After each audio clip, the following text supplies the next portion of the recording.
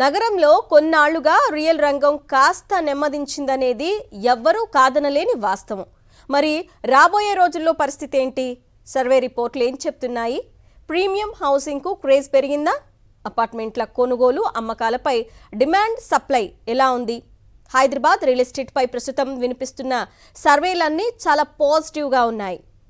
అందమైన సౌదాలు, అద్భుతమైన నిర్మాణాలు, ఆధునిక హంగులతో హైదరాబాద్ మహానగరం రోజు రోజుకు విస్తరిస్తుంది. గత 2 ఏళ్లుగా స్తబ్దుగా ఉన్న రియల్ ఎస్టేట్ తాజా పరిస్థితి ఏంటి? సర్వే రిపోర్ట్లు ఏం చెప్తున్నాయి? సామాన్యుల కలల సౌధం హైదరాబాద్ మహానగరంలో ఇక అసాధ్యమేనా? రియల్ ఎస్టేట్పై సాక్షి స్పెషల్ రిపోర్ట్.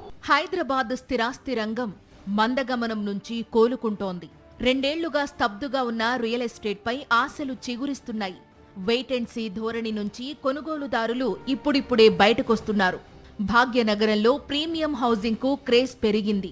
1.5 కోటి ఆ పైన ఉన్న ఇళ్ల అమ్మకాలు పెరిగినట్లు గణాంకాలు చెబుతున్నాయి. 75 లక్షల్లోపు ఉన్న ఇళ్లకు అంతగా డిమాండ్ లేదని సర్వే రిపోర్ట్లు చెబుతున్నాయి. అనరాగ్ గ్రూప్ రిపోర్టు ప్రకారం 2025 సెప్టెంబర్ నాటికి హైదరాబాద్లో సుమారు 98,000 యూనిట్లు అమ్ముడుపోకుండా ఉన్నాయి. 2025లో సుమారు 8,630 యూనిట్లు కొత్తగా మార్కెట్లోకి అందుబాటులోకి వచ్చాయి. 2024లో 13,890 యూనిట్లు అందుబాటులోకి వచ్చాయి. గతేడాదితో పోలిస్తే ఈ ఏడాది అందుబాటులోకి వచ్చిన యూనిట్ల సంఖ్య 38% తగ్గింది. హైదరాబాద్లో 2024లో 12,735 యూనిట్లు అమ్ముడుపోగా 2025లో ఇప్పటి వరకు 11,035 యూనిట్లు అమ్ముడయ్యాయి. అంటే అమ్మకాల్లో 11% తగ్గుదల కనిపించింది. అదే టైంలో ప్రీమియం హౌసింగ్ యూనిట్ల అమ్మకాలు పెరిగాయి. అంటే ₹1,50,00,000 కంటే ఎక్కువ రేటు ఉన్న గృహాల అమ్మకాలు పెరిగాయి. ఈ ఏడాది ఇప్పటి వరకు 8,205 యూనిట్ల ప్రీమియం హౌసింగ్ యూనిట్లు అమ్ముడుపోయాయి. వెయిట్ చేయడం అనేది సహజం ఎప్పుడు ఎనీ గవర్నమెంట్ చేంజ్ అయినప్పుడు. కాబట్టి అదే సిచ్యువేషన్ ఇప్పుడు మన దగ్గర ఏర్పడింది. తర్వాత ఇప్పుడు అంటే ఈ 2025లా ఒక కాన్ఫిడెన్స్ క్రియేట్ అయింది. అండ్ ఎంప్లాయ్మెంట్ జనరేషన్ వస్తుంది. అండ్ తర్వాత డెవలప్మెంట్ మీద ఫోకస్ చేస్తున్నారు అనేది గవర్నమెంట్ మీద ఒక నమ్మకం కలిగింది. కాబట్టి పర్చేజర్స్ అనే వాళ్ళు వస్తున్నారు. అండ్ ఇప్పుడు మీరు అన్నట్టు ఈ వెయిట్ అండ్ వాచ్ అనే సిచ్యువేషన్ ఇప్పుడిప్పుడే బయటకు వస్తున్నారు. ఇప్పుడు నైట్ ఫ్రాంక్ సర్వే రిపోర్ట్ చూద్దాం. ఈ సంస్థ సర్వే ప్రకారం 2025లో ₹1,00,00,000 ఆ పై రేటు ఉన్న ఇళ్లకు సంబంధించి 37% రిజిస్ట్రేషన్లు పెరిగాయి. ప్రీమియం హౌసింగ్ విధానంలో ఈ ఏడాది 10,661 యూనిట్లు అందుబాటులోకి వచ్చాయి. ఈ విభాగంలో ధరల పెరుగుదల 9%గా ఉంది. నగర శివారులో చదరపు అడుగు రేటు సగటున ₹6,164 ఉంది. ఆఫీస్ స్పేస్ లావాదేవీలు పెరిగినట్లు నైట్ ఫ్రాంక్ సర్వే రిపోర్ట్లు చెబుతున్నాయి. 2025 తొలి త్రైమాసికంలో 40 లక్షల చదరపు అడుగుల ఆఫీస్ స్పేస్ లావాదేవీలు జరిగాయి. గతేడాదితో పోలిస్తే ఇది 31% అధికం. 2-3 మంత్స్ నుంచి అయితే మాత్రం పాజిటివ్గా నడుస్తుంది మనకు రిజిస్ట్రేషన్. మేజర్గా ఏంటంటే ఈ విల్లాస్ కానీ అపార్ట్మెంట్స్ కానీ వాళ్ళకి ఏంటంటే పబ్లిక్లో ఈ సాక్షి టీవీ ప్రసారాలను నిలిపివేయడం చట్టరీత్యా నేరం. సాక్షి టీవీ ప్రసారాల కోసం మీ స్థానిక కేబుల్ ఆపరేటర్ని వెంటనే సంప్రదించండి. డిటిహెచ్లో, ఇంటర్నెట్లో కూడా సాక్షి టీవీ ప్రసారాలను వీక్షించవచ్చు. మరి మధ్యతరగతి మానవుడి పరిస్థితి ఏంటి? హైదరాబాద్ రియల్ ఎస్టేట్ రంగం మిడిల్ క్లాస్కు అందుబాటులోకి వస్తుందా? ఈ విషయంలో బంగారం ధరల ప్రభావం రియల్ ఎస్టేట్పై పడిందా? ఇల్లు కొనుక్కోవడం కంటే బంగారం కొనుగోళ్లకు మధ్యతరగతి మొగ్గు చూపిందా? నిపుణులు ఏం చెప్తున్నారు? ప్రపంచ మార్కెట్లో బంగారం ధరలు భారీగా పెరిగాయి. హైదరాబాద్ మార్కెట్లో 24 క్యారెట్ల తులం బంగారం ధర 1,20,000కు అటు ఇటుగా ఉంది. పసిడి ధరలు విపరీతంగా పెరగడం ఇన్వెస్టర్లను డైలమాలో పడేశాయి. ఇల్లు లేదా ప్లాట్ తీసుకుందామా లేక బంగారం కొందామా అనే మీమాంసలో చాలా మంది పడ్డారు. పెట్టుబడులు పెడితే రియల్ ఎస్టేట్ రంగంలో ఎక్కువ లాభం వస్తుందా లేక బంగారం కొనుగోలుతో ఎక్కువ లాభం వస్తుందా అనే చర్చ సాగుతోంది. గోల్డ్ అనేది మళ్ళీ మీరు దానిలో భద్రపరచడం కూడా దట్ ఈస్ అనదర్ ఇష్యూ. ఎందుకంటే మీరు లాకర్లో పెట్టుకుంటారా లేకపోతే ఇంట్లో పెట్టుకుంటే డేంజరు. లాకర్లో పెట్టుకోవాలి. లాకర్లో పెట్టుకుంటే దాని మీద వాళ్ళకు అంటే ఏం రాదు. ఇంట్లోనైతే మీకు బెనిఫిట్స్ వస్తుంటాయి కదా. ఇన్కమ్ ట్యాక్స్ బెనిఫిట్ ఉంటుంది. తర్వాత మనకు రెంట్ ఇప్పుడు ఎక్కడైతే రెంట్ ఉంటారో రెంట్ సేవ్ అవుతుంది. తర్వాత అప్రిషియేషన్ ఉంటుంది. మినిమం అప్రిషియేషన్ అప్రిషియేషన్ అనేది అయితే హైదరాబాద్లో నేను 35 ఇయర్స్ నుంచి చూస్తున్నా. ఎవ్రీ 2-3 ఇయర్స్కు ఆల్మోస్ట్ 50% అప్రిషియేషన్ కంపల్సరీ ఉంటుంది. ప్రపంచ మార్కెట్లో గోల్డ్ రేట్స్ భారీగా తగ్గే అవకాశం ఉందనే ప్రచారం సాగుతోంది. స్థిరాస్తి కొనుగోలు తర్వాతే బంగారం గురించి వినియోగదారులు ఎక్కువగా ఆలోచిస్తారని నిపుణులు చెబుతున్నారు. గోల్డ్ ధరల ప్రభావం రియల్ ఎస్టేట్ పై ఏమాత్రం ఉండదని అంటున్నారు. గోల్డులో పెట్టుబడులు పెట్టిన వారు దాని సంరక్షణ కోసం ఇబ్బంది పడాల్సి వస్తుంది. స్థిరాస్తి రంగంలో పెట్టుబడులు పెడితే పెద్దగా టెన్షన్ పడాల్సిన అవసరమే లేదని చెబుతున్నారు. పీరియాడికల్లీ మనం చూస్తున్నైతే గోల్డ్ కి రియల్ ఎస్టేట్ కి లింక్ లేదండి. So gold investment is mostly link to shares అండి. షేర్స్ డౌన్ అయినప్పుడు గోల్డ్ మనకి పెరగటం చూసినాము, గోల్డ్ రేట్స్ తగ్గటినప్పుడు మళ్ళీ షేర్స్లో ఇన్వెస్ట్ చేస్తారు. So that is more of a speculative investment.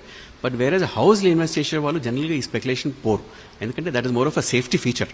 ఒక అసెట్ అనేది మనం క్రియేట్ చేసుకోవాలి కాబట్టి మనం పెళ్లి కాగానే ఒక అబ్బాయికి కానీ అమ్మాయి కానీ కోరిక ఏముంటారు, మనకు ఒక సంతిల్లు ఉండాలి అనేది కోరుకుంటుంది.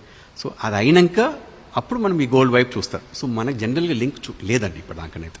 చేతిలో బంగారం ఉంటే స్పాట్లో క్యాష్ చేసుకోవచ్చు, కానీ భూమిని వెంటనే అమ్ముకోవడం కాస్త కష్టమైన పని.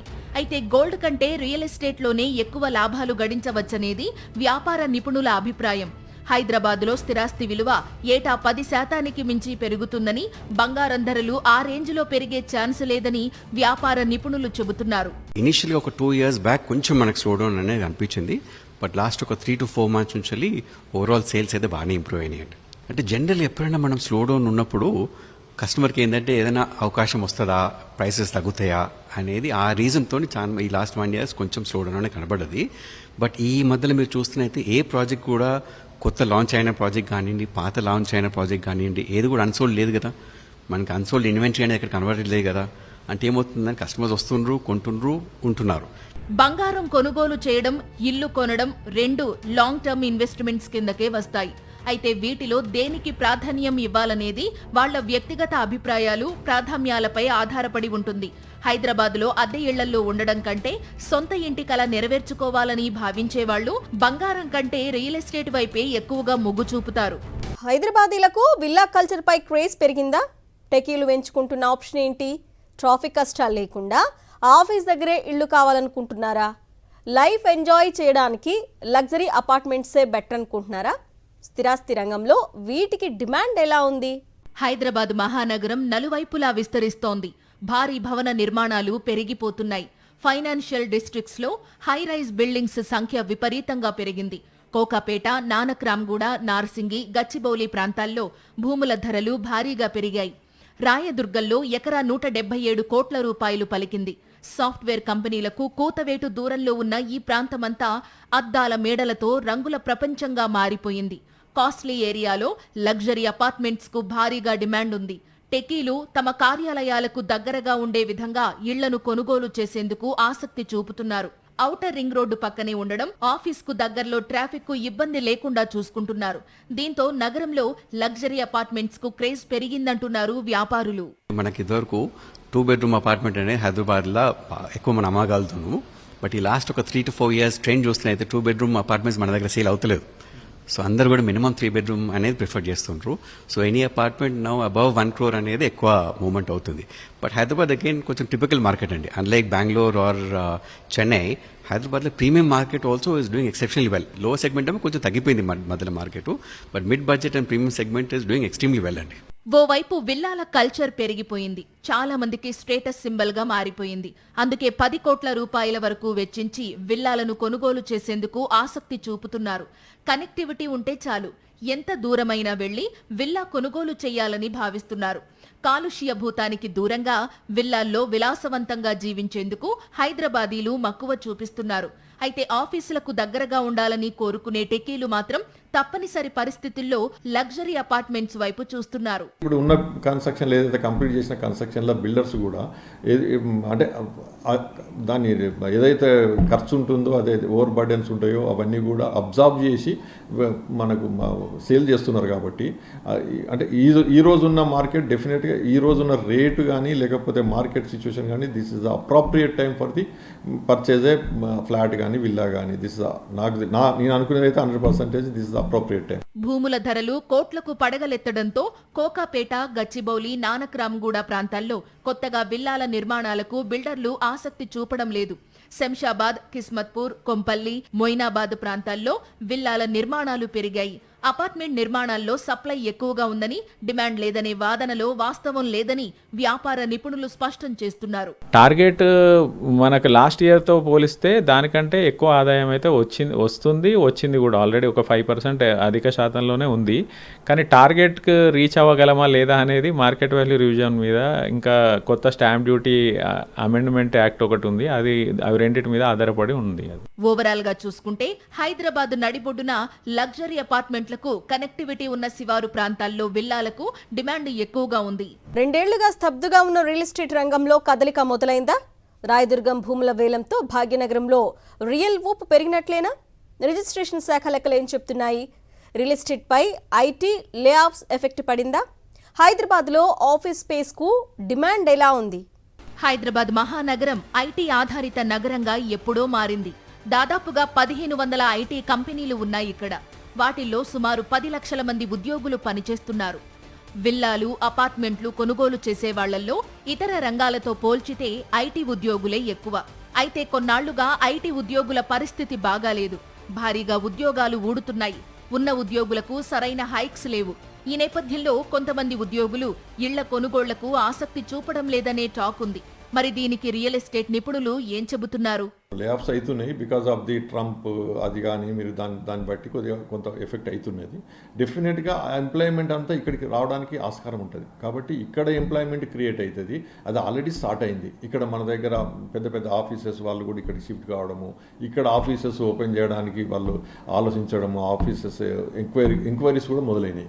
హైదరాబాద్ మహానగరంలో ఆఫీస్ స్పేస్ లావాదేవీలు భారీగా పెరిగాయి. కార్యాలయాల అద్దెలు పెరగడంతో నిర్మాణదారులు వీటిపై మొగ్గు చూపుతున్నారు. గతేడాదితో పోల్చితే ఈ ఏడాది ఆఫీస్ స్పేస్ అమ్మకాలు 31% పెరిగాయి. రెసిడెన్షియల్ ఫ్లాట్స్ మాదిరిగానే ఆఫీస్ స్పేస్లో కూడా ఎమ్యూనిటీస్ ఉండాలని కోరుకుంటున్నాయి కంపెనీలు. దీంతో రియల్ ఎస్టేట్ వ్యాపారులు కొత్త ట్రెండ్కు శ్రీకారం చుట్టారు. ఆఫీస్ స్పేస్లో రిటైల్, కమర్షియల్ కాంప్లెక్స్లు, రీక్రియేషన్ క్లబ్స్ ఉండేలా నిర్మాణాలు చేపడుతున్నారు. దీంతో ఆఫీస్ స్పేస్ కు డిమాండ్ పెరిగింది. గతేడాది చదరపు అడుగు స్థలానికి 60 రూపాయలు అద్దె ఉండగా ప్రస్తుతం అది 140 రూపాయలకు పెరిగింది. ఎందుకు ప్రిఫర్ చేస్తున్నారంటే మన దగ్గర ఉన్న ఇన్ఫ్రాస్ట్రక్చర్ కానివ్వండి, మన దగ్గర ఉన్న టాలెంట్ పూల్ కానివ్వండి, మన దగ్గర ఉన్న ఎన్వైరన్మెంట్, బిజినెస్ ఎన్వైరన్మెంట్ కానివ్వండి, గవర్నమెంట్ సపోర్ట్ కానివ్వండి, ఇవన్నిటితోని they are preferring Hyderabad. So competition is between now Bengaluru and Hyderabad.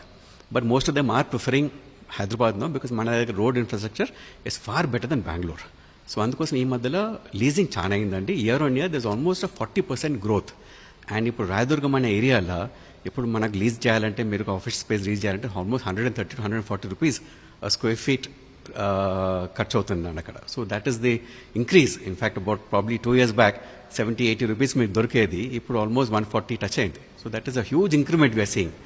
రాయదుర్గంలో భూముల వేలం ప్రక్రియలో ఎకరా భూమి 177 కోట్ల రూపాయలు పలకడంతో రియల్ ఎస్టేట్లో జోష్ పెరిగింది. తాజాగా హైదరాబాద్ మహానగరం చుట్టూ రియల్ ఎస్టేట్ ఫోకస్ పెరిగింది. ఔటర్ రింగ్ రోడ్డుకు ఆవల అభివృద్ధి కొత్త పుంతలు తొక్కుతోంది. భారత్ ఫ్యూచర్ సిటీ పేరుతో ప్రభుత్వం 30,000 ఎకరాల్లో 550 కంపెనీలను తీసుకురావాలని లక్ష్యంగా పెట్టుకుంది. రేడియల్ రోడ్లు, RRR భూసేకరణ ప్రక్రియ చేపట్టడంతో భూముల కొనుగోళ్లపై వ్యాపారులు ఆసక్తి చూపిస్తున్నారు. ఈ ఏడాది అక్టోబర్ 20 వరకు 198,766 రిజిస్ట్రేషన్లు జరగగా ప్రభుత్వానికి 3,381 కోట్ల రూపాయల ఆదాయం వచ్చింది. గతేడాది ఇదే టైంలో జరిగిన రిజిస్ట్రేషన్లతో పోలిస్తే ఇది ఎక్కువే. మరో 2-3 నెలల్లో హైదరాబాద్లో మరిన్ని రిజిస్ట్రేషన్లు జరుగుతాయని, రియల్ ఎస్టేట్ రంగం పరుగులు పెడుతుందని అంటున్నారు.